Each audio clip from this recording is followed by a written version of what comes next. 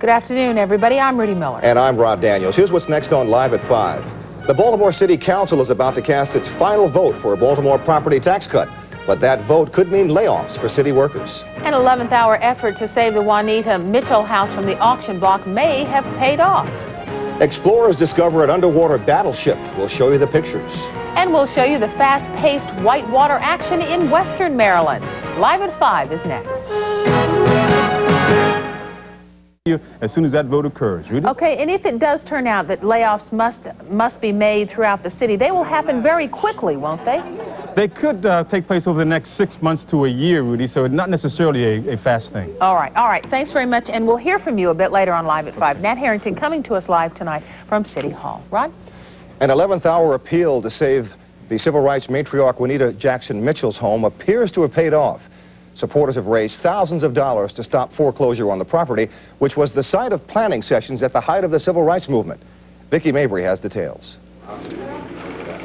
The donations continue to be counted. A fundraiser last night raised $50,000. And proving that the Mitchell reputation extends far beyond Baltimore, a Washington, D.C. radio station appealed for help. That drive raised more than $11,000 with pledges for at least $5,000 more, including a pledge for $1,000 from D.C. Mayor Merriam Barry. Immediately, I would say within 5 minutes, checks began to start coming in. When I left today, there were still individuals who were coming into the station, stopping me on the car, bringing in donations then to save the home. They said, this is the grand lady. This is the woman who sacrificed everything. And we can't let her down. It's just too much to think of her being evicted from her home. The Mitchell house on Druid Hill Avenue was set to be auctioned tomorrow because Juanita Jackson Mitchell owes more than $70,000 to the First American Bank of Maryland. She used the home as collateral for a loan in 1987, reportedly to pay for the legal battles of her sons Clarence and Michael, now serving sentences for involvement in the WedTech scandal. But the trust set up to handle donations makes clear its intentions for the collected money. The trust is going to clear the home of Juanita and hold it in perpetuity. The agreements have been set. First American has agreed to give us a 15-day extension. We have wired them $30,000 today, and we're still trying to collect money so that we can make sure that we meet that 15-day deadline. Not only will the property be saved from foreclosure, but the excess donations will be used to endow the Clarence and Juanita Mitchell Museum, which someday will be located in this house. On Druid Hill Avenue, Vicky Mabrey, News 11. We now know what the new baseball stadium will look like, an old-fashioned park, and how much it will cost, $105 million. But is everybody now happy with it? Jayne Miller took the question to some of the strongest critics, the people who will be the new stadium's neighbors. The Stadium Authority claims the design of the new stadium is intended not only to please the Orioles and fans, but also the neighborhoods surrounding Camden Yards. This design plan is very sensitive to urban issues. It is very sensitive to the fact that this is a stadium, as Joe Spear says, which is in a residential district, which is a historic district. It retains the warehouse because we have been very responsive to the concerns of the people who live in the communities that surround the Camden Yards. Indeed, with the brick exterior and the use of the Camden Warehouse wall as the right field side of the new park, it appears the stadium will match the historic image of Ridgely's Delight on one side and Otterbein on the other. Both neighborhoods initially objected to the proposed stadium. Now that they've seen the design, their complaints are a bit quieter. It's definitely better than the original plan. It's almost nice. I'm really pleased. I was afraid that it was going to be some kind of new Astrodome. Residents of Otterbein already feel intruded upon by the towering condominium and hotel that steals their view of the harbor. At least the warehouse wall will serve as a buffer for them from the stadium noise and lights. I haven't noticed any increased exodus from here, any of that stuff. So I think overall the area, the people have accepted the fact that it's going to be here with us. But what the new stadium will look like isn't the only issue in Otterbein and Ridgely's Delight. Of even greater concern are parking and traffic. Some 5,000 parking spaces will be provided on the stadium property, but the neighborhoods are concerned that their narrow streets will be more appealing. It's a block up the street to get down to 95. You know where they're going to go. They've just, as far as I'm concerned, they've told us less than half-truths, the whole issue. They've obscured and hidden too many facets, and they don't want to talk about anything that's unpleasant for them to discuss. I don't trust them. The neighborhoods hope the city might change the non-residential parking on their streets from 2 hours per day to none at all. But even with such restrictions, they ask, who will enforce them? Jayne Miller, News 11. Baseball special investigator said today that he's uncovered substantial evidence to show that manager Pete Rose bet on games involving his team, the Cincinnati Reds. John Dowd told the Ohio State Court that the incriminating evidence included betting sheets in Rose's handwriting and telephone records. Dowd presented that evidence at a hearing in which Rose is attempting to stop Baseball Commissioner Bart Giamatti from deciding his fate. This is the first time the league has said it has enough evidence to get Rose banned from baseball for life for breaking baseball's gambling rules. Rose has consistently denied betting on baseball. Vince Bagli will have more later in sports. A Baltimore man charged with killing his 70-year-old grandmother is being held without bail tonight. 27-year-old James Robinson was arrested last night just a block away from the murder scene. The body of Helen Taylor was found in her North Broadway apartment last Sunday. The woman had been beaten to death while babysitting a grandchild. Witnesses told police that Robinson was seen entering and leaving Taylor's apartment just before that body was found. Today in China, 7 more people were executed for their roles in pro-democracy demonstrations. The 7 were convicted of attacking soldiers and burning military vehicles when soldiers moved into Tiananmen Square to crush the democracy movement. The state-run media is reporting new detentions and convictions in a nationwide purge of democracy activists.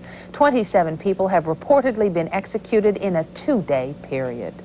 An explosion and fire at a South Baltimore chemical plant is being blamed on human error. Flames broke out of the Vista Chemical Company around 2 o'clock this morning.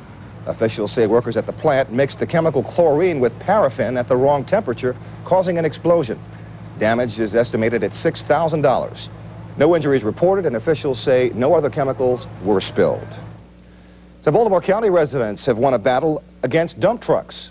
Earlier this week, News 11 told you how some dump trucks were going through a quiet neighborhood to get a debris landfill.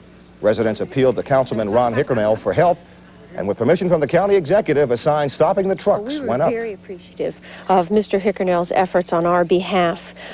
This is a small part of a overall continuing serious problem, and we were all extremely gratified to have that kind of immediate response. Scully says that the owner of the landfill on Davis Road also owns one on Dogwood Road. They've been fighting the trucks that are on that road for 4 years. Hickernell is planning a meeting with zoning and environmental officials to try and solve that problem for the residents also. Rod, Vilma Brown, as you remember, had a big problem on Tuesday when the rains ripped through Baltimore. She showed us how the rain was pouring into her home and she had no one to turn to. Yesterday, we were told her home would be patched up. Today, we went back to make sure. And as Tim Tooten reports, things started to happen after Vilma Brown got 11 on her side. Can you believe this is happening? No, and if it wasn't for Channel 11, I wouldn't have. Vicky Mabrey saw me 2 days ago, and then I saw Jennifer Johnson yesterday, and all this has happened since then. And I am so thankful. Just yesterday, Vilma Brown was busy cleaning up where rain had poured into her kitchen on 1214 North Stricker Street. This morning, a roofing work crew was on her doorsteps with fresh tar to patch up months of headaches. They came right out and fixed it, and they're doing a pretty good job of it. As you saw some of it. In Vilma Brown's kitchen, another worker was tearing down old sheetrock. She called News 11 after making phone calls to her landlord, CT Management. Today, a spokesman for the company wouldn't go on camera, but says he didn't become aware of Vilma Brown's problem until 2 months ago. But the company didn't call out work crews until News 11 pressed the issue. Vilma Brown says she hopes it rains tonight so she can hear the rain on the roof and not on her kitchen floor. Vilma Brown says she won't be satisfied until the company pays up for what the rains have ruined. I would like to have them reimburse me for some of the things, my paintings I lost, and the rug. I had to cut the rug yesterday. The rug that you saw on the floor yesterday is not there now. I had to cut that because it was wet all the way through and mildewed on the bottom. A spokesman for the management company wouldn't make any promises, but says he's willing to look over the damages. In West Baltimore, Tim Tooten, News 11. Be nice to see that she got all of the things that were there before the rains came. She's got a great smile. No question She about really that. does. Well, we're getting our money's worth out of our umbrellas without any question. Maureen Tighe is next with the 5-day forecast. Spectators needed umbrellas at the International Whitewater Championships in Western Maryland. We're going to take you there. Explorers discover a mystery of the deep off the coast of France. We've got some pictures for you. And a new picture has come to town. Some people are camping out to be the first to see it.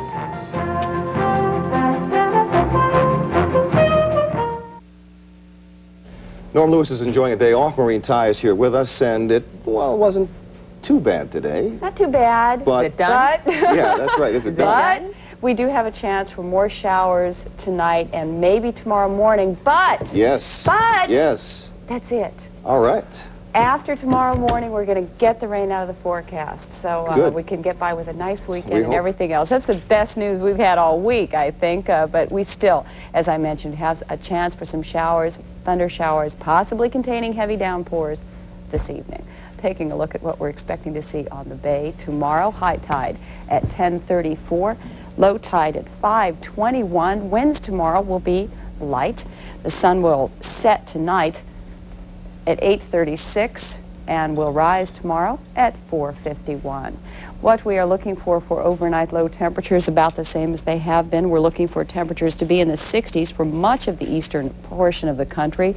Through much of the Midwest and Mississippi Valley, we're looking for overnight lows in the 70s, a little bit cooler out to the northwest where they're looking for overnight lows in the 40s, and daytime highs, it's going to be still very, very warm in the desert southwest. Temperatures of 100 and above will be way far north up into the central portion of California. For our neck of the woods, we're looking for daytime highs once again in the mid-80s. This is the way our skies looked early this morning. We had some clouds to the west of us, heavy clouds, just some clouds over us. But by afternoon, with all the heat of the day, we saw that thunderstorms pop up across the south, just south of us, just north of us, just west of us. Flood warnings remain in effect, by the way, for the western portion of Maryland. As you can see, our super radar shows that rain is widespread. It's rather scattered, but we've got rain as far west as the Rockies through half of the country. We've got some real good thunderstorms in our area, and we have thunderstorms scattered all across the south. But the best news is we're going to be out of this soon. Yay! Here's the forecast. We're looking for a chance for showers this evening. The low tonight should be about 69 degrees. Tomorrow morning, you still could see a few showers in the morning, but by afternoon, we'll just have some clouds overhead. Tomorrow's high, 86. For Saturday, we're looking for a high of 82, partly cloudy skies on Sunday at 86.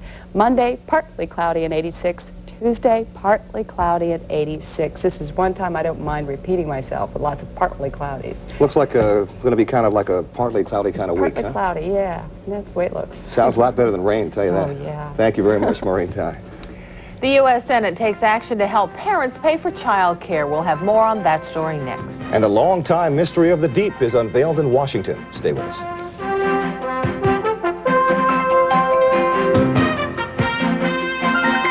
Tonight's weather has been sponsored by Hershey Park. 45 rides, 7 live entertainment shows. Sounds like fun. Today, the Senate moved one step closer to a national child care policy by accepting a plan proposed by the Democrats. Lawmakers chose the plan that offers subsidies and tax breaks to help families pay for child care. The senators rejected the Republican plan, which would have relied heavily on tax credits. The accepted plan is still subject to amendment, and a final vote is expected tomorrow. A House committee will begin action on child care next week. After more than 40 years at the bottom of the Atlantic Ocean, the great German battleship Bismarck is setting upright and in one piece. Graphic pictures were seen publicly today as undersea explorer Robert Ballard released dramatic video of the wreck, which he discovered 2 weeks ago. Mike Goldfein of our Washington Bureau has more. It was found by robotic cameras tucked into a small mountain range 3 miles beneath the surface of the Atlantic. The once mighty and feared Bismarck, its anti-aircraft guns now pointing silently into the deep. Giant holes mark where massive gun turrets fell out as the ship sank. Wood planking still covers most of the deck. In my mind, I was conditioned to wonder if I was even going to recognize the ship. So it did come as quite a surprise when we found the ship sitting upright and intact. It was May 1941. The German dreadnought was on its maiden voyage and had already sunk the HMS Hood, pride of the British fleet. An angry Winston Churchill gave the now famous command, "Sink the Bismarck." British planes and destroyers attacked, but in the end, Ballard now believes that the Germans actually scuttled their heavily damaged ship. Why proceed? We're just taking hundreds of hits and it's over. Dr. Ballard and his crew have no immediate plans to return to the Bismarck, and its exact location is a closely guarded secret, which has only been given to the German government. Ballard told the German people that he respected the site as a war memorial to the 2,100 who died, that he is an explorer, not a bounty hunter. And I said that we found no human remains, and that we touched nothing, and that we took nothing. Ballard plans to next use his remote cameras to look for Revolutionary warships lying deep beneath the Great Lakes. Mike Goldfein, News 11's Washington Bureau. A bit later on Live at 5, we'll show you how Bat Mania inspired a bat campout. Wow. And in our Baltimore Snapshot, a Baltimore landmark that's been smelling good for more than 100 years.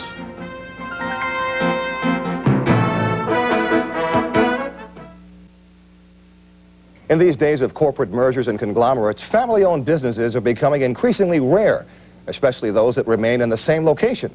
But in tonight's Baltimore Snapshot, Camilla Carr found one in South Baltimore that has become an institution there. For South Baltimoreans, there has always been Mulhy's Bakery. Well, at least for the last 137 years. What do you want? Cupcake? One. What icing? Chocolate, strawberry. Chocolate. My great-great-great-grandmother had the kiln in the neighborhood, and people used to bring their bread to her, and she would bake it off for 2 cents. So her husband, who started the real bakery business, said, "We'll make our own and charge 3. That was in 1852. They're 2 for $1.40, so it's $2.80. Right back there where the coffee shop is where our offices and little bakery used to be, and we expanded about 10 years ago out to this section. And it's been wonderful. People can walk here. They live here, they walk here, they work here, and they come in and meet and greet. It's like a central place. It's a family neighborhood place. Here you go, Pat. That's more coffee. Ask him about his band. His band? You in a band, Pat? Luther Curtis has been coming to Mulhy's for 16 years. I just made it my thing, so this is about the only place that I can go and sit down and get a good cup of coffee and don't have to be worried about it. How long have you been coming here? Well, I've been coming here a good while. Someone told me 35 years. Oh, yeah. Well, I'm saying 64. Why have you been coming here so long? It's good breakfast. Teresa, cream cheese or butter? Customers aren't the only ones who remain loyal to Mulhy's. There are employees, too. People like Mae Elliott. We have nice customers. We have a mix of young people and older people, like me. And it's just been super nice. You really got to have good icing to make it come out right. Do you feel that you're a Baltimore institution? I would think so. After 137 years, we've got to have a place there. One of our mottos is we work hard and have fun. And that's what makes everybody successful. Okay, we'll see you again in a couple days. Bye-bye. Camilla Carr with another Baltimore Snapshot. Smells good. Yes. The Orioles' West Coast trip started off with a sweep in Seattle. The Angels are next. Vince Bagley's ahead with more in sports, and he'll have something to say about today's developments concerning Pete Rose. Stay with us.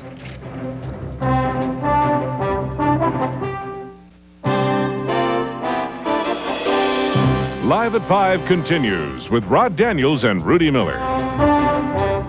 If you're just joining us this evening on Live at 5, here's a look at some of our top stories. The City Council wants to cut the property tax rate, but Mayor Schmoke says a cut in the tax rate would mean that nearly 200 city workers would lose their jobs. The council is about to take final vote on the budget, News 11's Nat Harrington has a live report for us now. Nat, has that vote taken place yet? Not yet, Rod, but this council meeting is expected to be a long one. The Hawkins Point Waste Incinerator is on the agenda tonight. Also, the city's anti-loitering bill and, of course, the city budget are all up for votes tonight. It is the prospect of a property tax cut that has the interest of most city homeowners tonight. But there is a dilemma, Rod. Finance officials here say a tax cut of even 5 cents could trigger the layoff of nearly 200 city workers. We'll be back at 6 o'clock, Rod, with an update on the final voting. All right, thank you very much. That's Nat Harrington reporting live to us from City Hall. Rudy? An outpouring of donations may have helped save the house of Juanita Mitchell, mother of Clarence and Michael Mitchell. Leaders of the fundraiser say the thousands of dollars that were raised should stop foreclosure of Mitchell's Druid Hill Avenue home. Officials of the project say they raised more than $60,000 and expect several $1,000s in additional money. Juanita Mitchell's house was scheduled to go on the auction block tomorrow. Excess donations will go toward the Clarence and Juanita Mitchell Museum, which will be located in that house. In China, the government continues to execute pro-democracy protesters despite outrage from other countries. Today, 7 people were put to death in Beijing. The men were convicted last weekend for setting fire to army trucks, stealing army supplies, and assaulting soldiers. A total of 27 people have been executed for dissent. U.S. lawmakers are urging President Bush to take a tougher stand against China's communist government. Iran's senior leader says the death threat against author Salman Rushdie is still irreversible. The late Ayatollah Khomeini said that Rushdie's novel, The Satanic Verses, was blasphemous to Islam. The Ayatollah ordered that Rushdie be killed. Today, Rafsanjani said that no one in Iran can ever reverse that death sentence. Rafsanjani made the announcement in Moscow, where he's been meeting with Soviet leader Mikhail Gorbachev.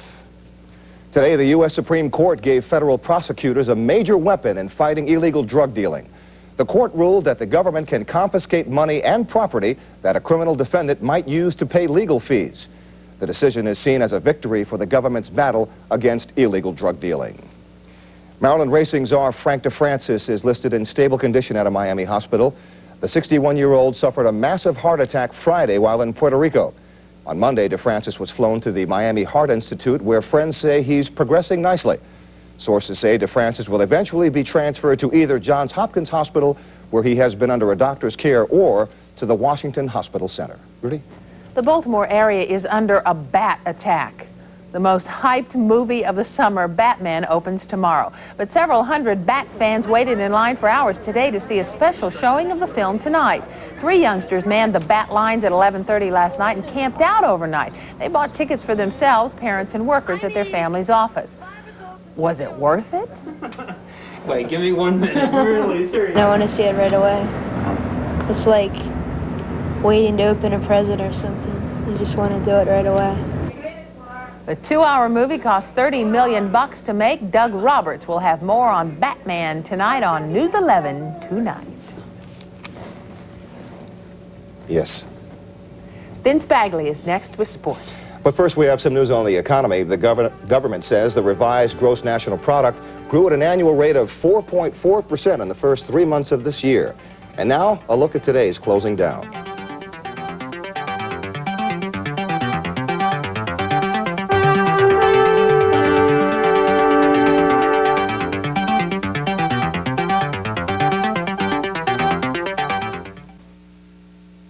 So when do we start working on the magic number? Where have you been? Too early for that?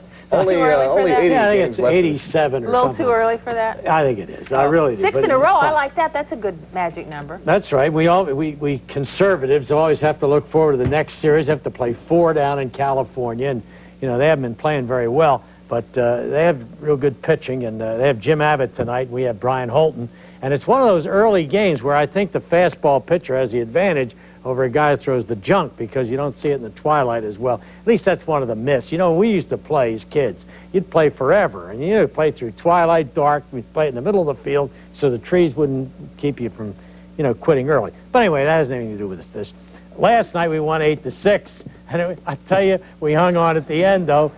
Tibbs was terrific until he tired in the 8th inning. Threw a lot of real good pitches. He's given up the curveball, throws a slider ball, and Rip makes a good defensive play there to get him out of an inning with a force. Joe Orsulak has had a terrific year.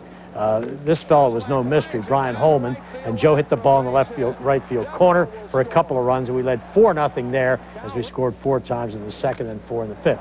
Now here's a terrific play by Ken Griffey. Is this guy going to be a great player? Notice he doesn't panic when the ball's over his other shoulder. Really should have turned the other way on the ball, but I mean, he drifted into position to make the play. He is going to be a great, great player. Here's Craig Worthington, who had 3 hits for the game, knocked in a run right there. It's his first 3-hit game since he's been in the big leagues, and of course he's playing well at third. Now Griffey will double here, although on this play, Devereaux's trying to take back which he had given away before, a great play by the center fielder. And really, that ball looked like it hit off the wall, but then when they showed the rerun, and we watched that, Ken stands on first. I mean, he's a Darryl Strawberry kind of a guy, that guy. He's a really good one. But look, the ball never hits the wall. You can see it in his glove, and it bounces away, and then Mike catches, figures, I got you. It's an out, right, ump? He holds it up in the air. The ump said no. Got panicky in the ninth. Presley's a hitter. Does this look like a home run in that bandbox? It really does, and it's caught in front of the wall by Orsak. I tell you, when he hit the ball, I thought, no, you gotta be kidding. We had an 8-0 lead an inning and a half ago, and now it's gonna disappear on that home run, but it wasn't a home run, and we won the game by a score of 8-6 on to California. Now, the Pete Rose story is in the Cincinnati courtroom today to decide if a restraining order could be obtained to prevent the baseball commissioner, Bart Giamatti, from being the sole judge in the gambling case. The commissioner had written a letter, remember, to the judge stating that he believed the testimony of a key witness to be true, and of course Rose's defenders consider this prejudgment. George Dowd and Robert Pitcairn spoke. The hearing, Your Honor, the very foundation of a fair hearing is missing when you have a decision maker who has already judged the case from the standpoint of one of the key accusers. So the basic foundation of a fair hearing is missing.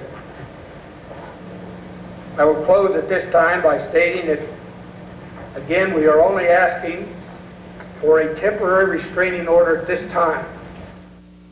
Okay, here's Pete, and of course George Dowd, the major league attorney, he is really distressed, and I want to talk some more about this thing a little bit later on. More of an editorial comment on what I think ought to happen, even if the worst comes to, the worst thing happens, the worst scenario comes true.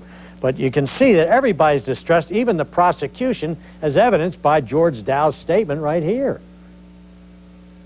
There isn't a day that I haven't felt enormous sadness about this matter. But I have to be honest, and I have to produce for the commissioner my honest recitation and my honest assessment.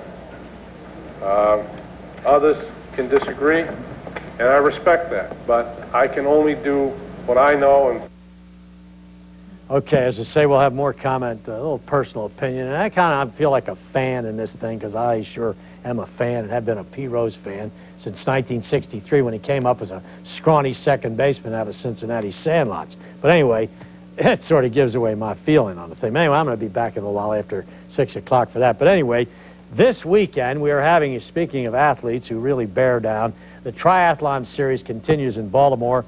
It's the Bud Light triathlon. The 5th of 11 stops around the country, and all kind of super athletes. You talk about people who bear down from all around the country. And our Maryland triathlete team, they've done a really good job with that group. These are people who swim, who bike, and who run, making up a triathlon. Vern Glenn has a look at this group today.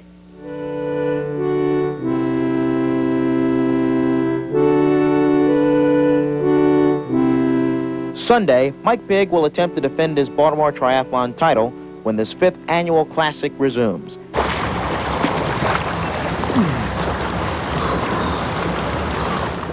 Training can be as rigorous as the event itself, and we found that out in an early morning workout with the Tri-Maryland Triathlon team. I think you can guess which one is not a member. Was it a matter of, well, geez, I got to do something to stay in shape, and maybe this looks like a good idea, or what? Yeah, it looked more challenging than just running 10Ks, and you can take it a little bit more easier on your 10K training and supplement it with riding, and it just looked like it would be, more enjoyable and everything than just running. The race itself, a 1.5K swim through Gunpowder Falls, A 40K bike race and a 10K run weaving through the city and county streets, ending at Rash Field in the Inner Harbor. The life of the triathlete is of note, traveling from city to city weekends at a time. Most of the 1,800 participants have regular day jobs. They must sandwich their workouts around business hours. But they love nothing better than to put themselves through such physical stress. I enjoy the sport. It's exercise, it's getting up, it's getting out, get your blood going. If you want to do the sport properly, you have to get up at 5:30 in the morning and get out there and swim. If you're serious about it, you get up and you do these sort of things. Baltimore is the 5th stop of 11 on the way to September's national championships. At stake here is part of a $12,500 purse and a lot of pride. Vernon Glenn, News 11. Boy, are they dedicated. I guess so. I thought that wrestlers, are among the most dedicated. I mean, the serious wrestlers. 3 sports they have to excel in. Oh, unbelievable. It's challenging without any question. That Sunday, they started the Bush River, and then all around here. We have a map. And it'll be in the paper, I'm sure. Thanks, Vince. All We'll right. see you a little bit later. Thank you, Vince. And also coming up later on Live at 5, Jeff Salkin takes us to the Whitewater Championships in Western Maryland. And next, theater critic Doug Roberts takes us to a dinner theater where you can get a bite and see Dracula, too.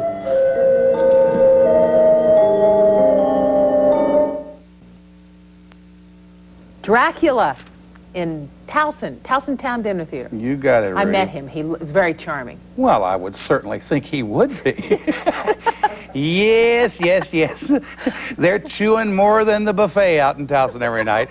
They're at each other's throats, and I'm talking literally, in a darn good production of Dracula. You remember, I want to suck your blood.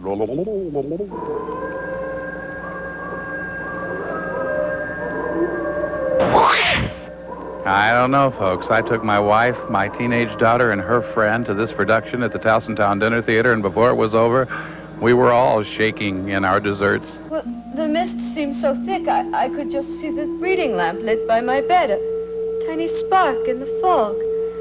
And then I saw 2 red eyes staring at me, and this livid white face looking down on me out of the mist. Oh, it was horrible, horrible. In the summer, Scott Black and the rest of us try to plan shows that are good entertainment for all of the family.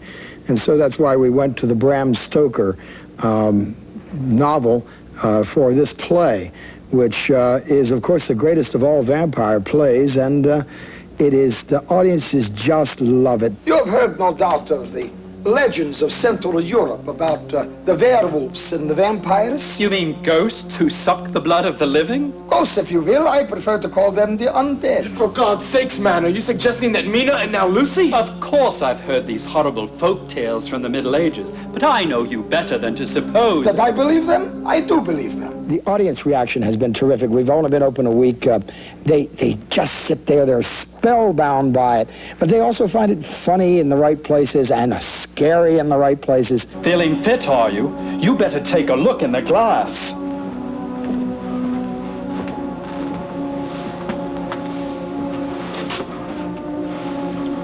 The devil. Good evening. Count, I did not hear you come in. I am often told I have a light footstep. But I was looking in the mirror. Its reflection covers the entire room, and yet I did not see. Forgive me. I dislike mirrors. They are playthings of man's vanity. And how's the fair patient? The kids love it, the adults love it because it's played on 2 levels. It's appealing to both young people and those of us that like to remember being scared out of our wits when we went to the movies or to the theater. The unsung hero in this operation is the technicians who have put together these absolutely marvelous effects of bats flying through the air and people going up in puffs of smoke. It's just a real thrill from start to finish. Oh, good show. Now, what more could you want? They're giving great spare ribs in Dracula at the Towson Town Dinner Theater through August 27th. Try it, you like it. Thank you, Doug. We will. Thanks very much. All right. All right, let's head back over to Rod. Rod? Thank you. The rock group The Who is back. The British rockers split up back in 1982, and their reunion tour kicked off in Glens Falls last night in New York. Who hits have been around for 25 years, and last night more than 5,000 fans turned out to hear some of the old classics. Stay with us.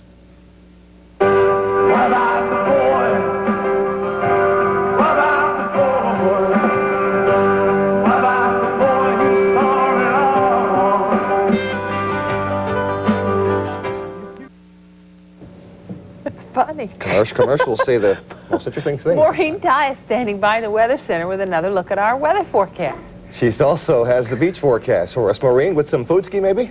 How about a forecast ski? We are looking at heavy clouds over our area, and right now our radar shows some thunder showers popping up over Anne Arundel County headed toward Annapolis. We are looking for showers and thunder showers to pop up over our area for much of this evening. Showers may continue overnight into the early part of the morning. Here's our forecast. We're looking for that chance of showers.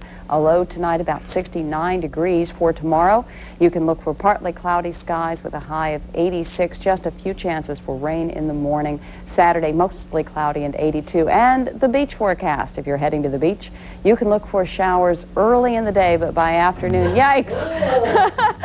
And a shark in the afternoon. Some clouds in the afternoon, a high of about 86 degrees at the beach. So perhaps we can all enjoy the beginning of a good weekend with that forecast. Rudy? Short turnaround time on that shark. Listen, out of the water now. Blow the whistles. The world has come to Maryland to race in our white water. Jeff Salkin with that story next, right here on Live at 5. Stay with us.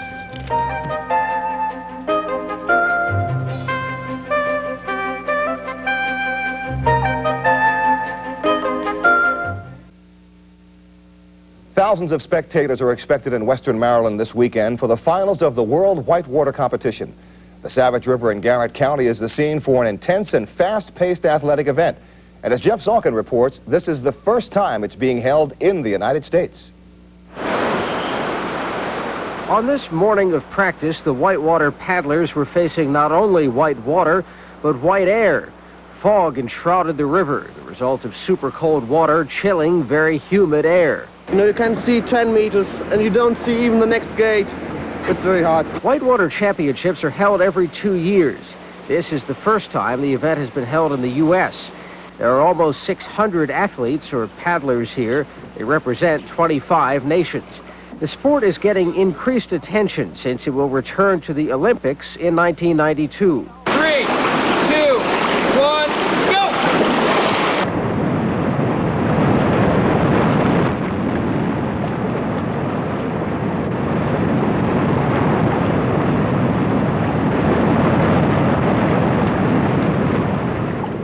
There are two separate events in whitewater racing. There is wild water, which is simply who can get down the river first, and then there is slalom, which is just like skiing. The paddlers have to get between the gates, which are suspended at various points on the river. The Europeans dominated the wild water events last weekend. This weekend features the slalom, a stronger area for the U.S. team. And it might be really quick to spin, bogey, and then catch the second wave. We're going to take some medals, a lot of medals. We're very confident. Our team is fit. They're talented. They're a veteran team. There are only 2 newcomers out of 20. And we have some stiff competition from the French and the Yugoslavians and the Brits. But we feel that we're really strong, and we're more than hopeful. We're confident. 4,000 to 5,000 spectators a day are expected this weekend. Getting the visitors to the site and getting the site ready for the visitors has been Don Stork's job. It's been a little over 2.5 years, when we finally got organized and pulled together all our volunteers. We have about 650 volunteers currently working on this, and frankly, everything is pulling together well. This world-class athletic event is drawing people and attention to a remote spot in western Maryland. Tourism officials here are hopeful that that will continue past the end of competition on Sunday. Jeff Salkin, News 11. That's a workout. Gorgeous. Yes, it is. My goodness. Garrett County in western Maryland. That's News 11 Live at 5 for this evening. Thank you for having us in for News Tonight. News 11 at 6 is coming your way next. We invite you to stay with us. I'm Camilla Carr. And I'm Vince Gibbons. Coming up next, the fundraising drive to save the home of Juanita Jackson Mitchell reaches its goal. Mayor Schmoke appears to have lost in his effort to avoid a city tax cut and the layoff of 170 city workers. I'm Matt Harrington. I'll have that story coming up on News 11 at 6. Also ahead, another plan to save the bankrupt Belvedere Hotel. And a victory for residents opposed to a Baltimore County landfill. Those stories and more coming up next. WBAL Television, Baltimore.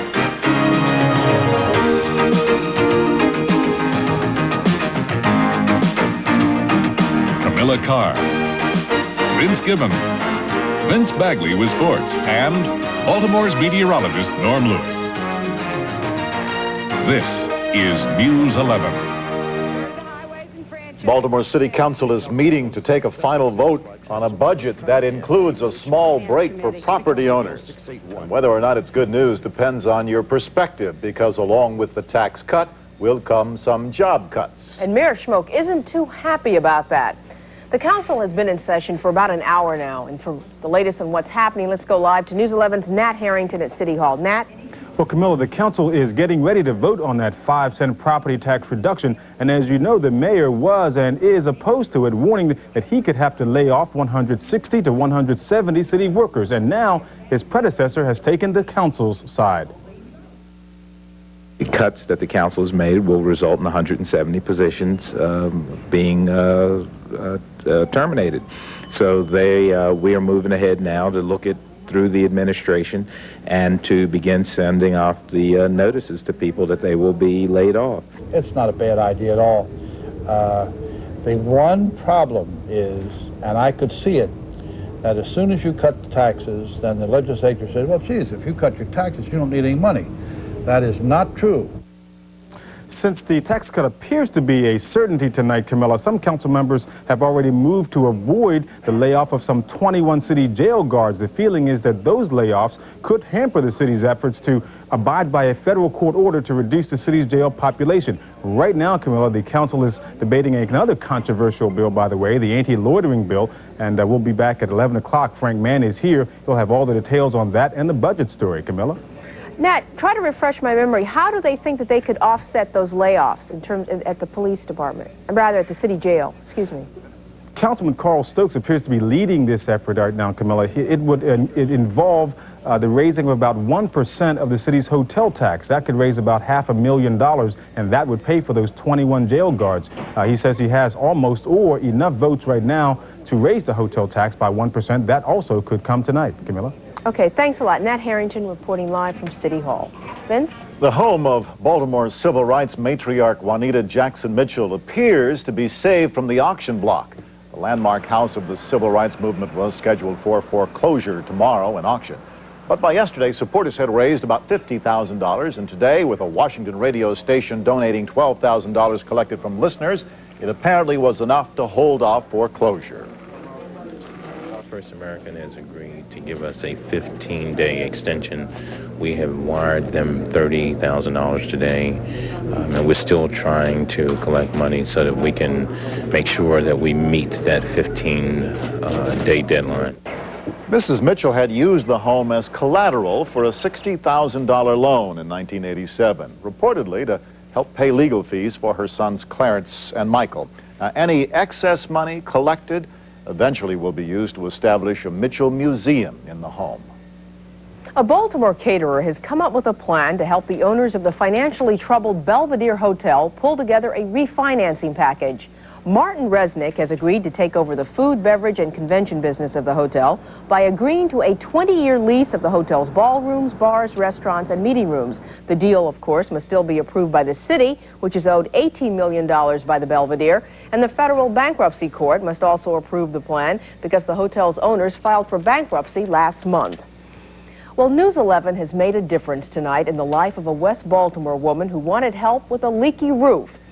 News 11 first met Vilma Brown Tuesday at her apartment on North Stricker Street. Her kitchen was flooded with water that leaked through the roof. Brown had been trying to get that roof repaired for almost a year, and when News 11 contacted the landlord yesterday, they made us a promise. This morning, work crews came out to fix Vilma Brown's roof. Can you believe that with rain in the forecast that you would not have to do anything tonight? I won't have to worry about it. I thank Jehovah for that. I won't have to worry about the rain tonight. If it hadn't been for y'all, though, I'd still be in there dumping water, wiping up water. Now, a spokesman for CT Management, the landlord, wouldn't talk to Tim Tooten on camera, but he says the company has been aware of the problem for about 2 months. Even though Vilma Brown won't have to worry about rain tonight, she says she's still concerned about the money she lost from damaged furniture and paintings. And a company spokesman has now promised to look over the damage. Vince? A victory today for some Baltimore County residents who had appealed to county officials to stop over 100 heavy, noisy dump trucks a day from going through their neighborhood to a landfill.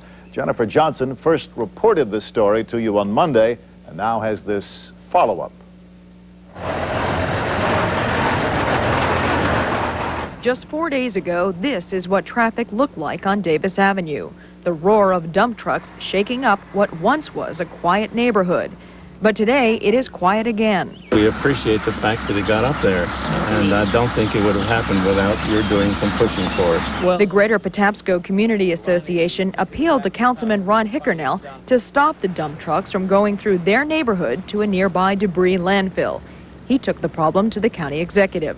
The need was so obvious. Davis Avenue can't handle the type of traffic, truck traffic that was being placed on it in the last week and a half. And yesterday, a new sign went up, and the big trucks are gone. We were all extremely gratified to have that kind of immediate response. The neighborhood is very much safer for us. It's heartening to see the response that we have received. But the battle between the Greater Patapsco Community Association and James Jett is by no means over, because Jett owns another landfill here on Dogwood Road, and residents want the big trucks off of this road too.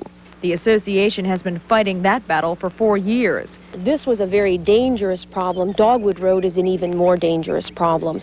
The trucks are bigger and more frequent. Councilman Hickernell has told them he'll get environmental and zoning officials together to try and solve the problem.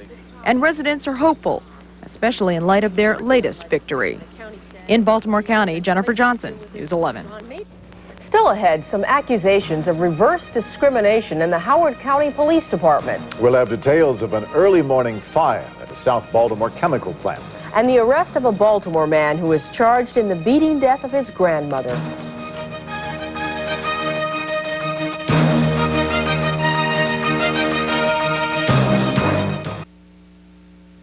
More than 60 firefighters rushed to the scene of a 2-alarm fire at a South Baltimore chemical company early this morning. Officials say workers at the Vista chemical plant on Fairfield Road were apparently mixing chlorine and paraffin when an explosion occurred. The resulting fire quickly went to 2 alarms because firefighters were concerned some of the chemicals might spill or leak. However, that didn't happen, and the fire was contained in about 2 hours. There were no injuries. The grandson of a 70-year-old Baltimore woman found beaten to death is in police custody tonight, charged with her murder. 27-year-old James Robinson was arrested around 7 o'clock last night, just a block away from the murder scene. Witnesses told police Robinson was seen entering and leaving Helen Taylor's apartment shortly before her body was found. Now, a child also inside the apartment at the time was not harmed. Some new, lower rates are ahead for drivers who get their insurance through MAIF, the Maryland Automobile Insurance Fund. Starting July 1st, those drivers can drop the personal injury protection coverage if they want to. For years, drivers have been required to carry PIP coverage, which provides no-fault automatic coverage of medical expenses and lost wages. And PIP rates are going down even if you keep them. In Baltimore, for instance, dropping $233 on an annual bill. MAIF covers 10,000 drivers in the state of Maryland who are unable to get insurance anywhere else.